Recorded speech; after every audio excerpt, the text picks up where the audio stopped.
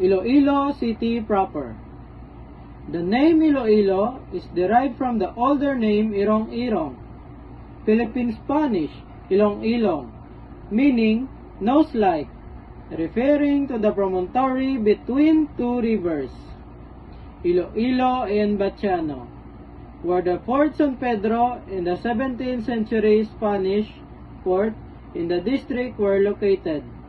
Over time, the name influenced the consolidated greater city of Iloilo, as well as the entire province. Iloilo City proper was the old town and the original city of Iloilo. Established in 1602, it gained cityhood status on October 5, 1889, through a royal decree, and was honored with the title La Muy Leal y Noble Ciudad, the most loyal and noble city. In 1898, it served as the last capital of the Spanish Empire in Asia and the Pacific. Local heroes. Graciano Lepesina, a renowned journalist, orator, and national hero who founded La Solidaridad, promoting reforms against Spanish rule. General Martin Chofelo Delgado, leader of revolutionary movement in the Visayas and Mindanao, serving the first governor of Iloilo. Patrocinio Gamboa, a revolutionary heroine who famously brought the Philippine flag to Santa Barbara for its first raising outside Luzon.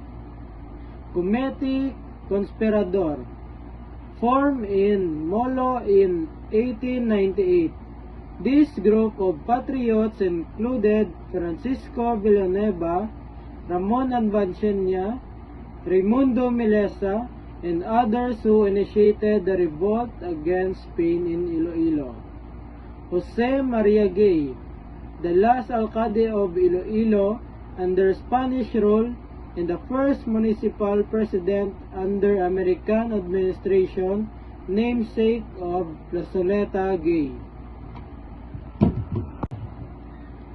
Geography. Iloilo has successfully reclaimed its position as a premier Philippine city, balancing modernization with heritage preservation, and looking confidently toward the future while honoring its glorious past.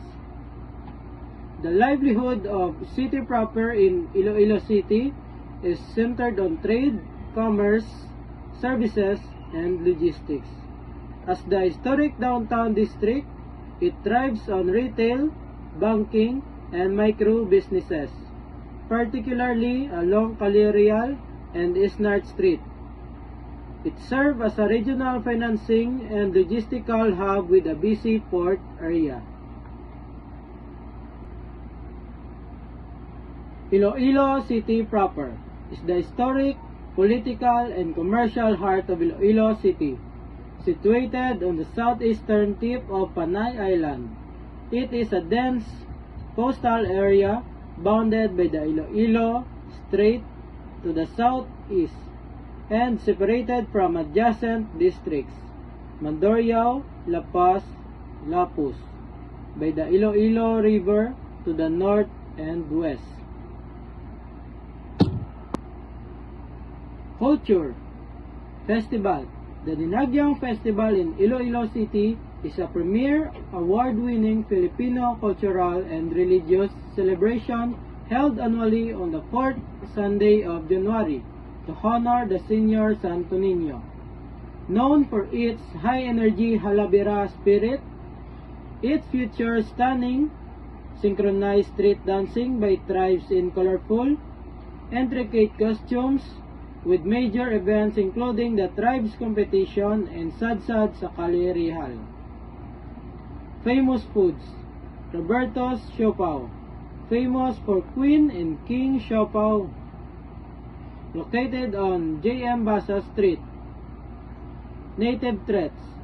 Bizcocho, butterscotch, and barquillos are popular edible souvenirs.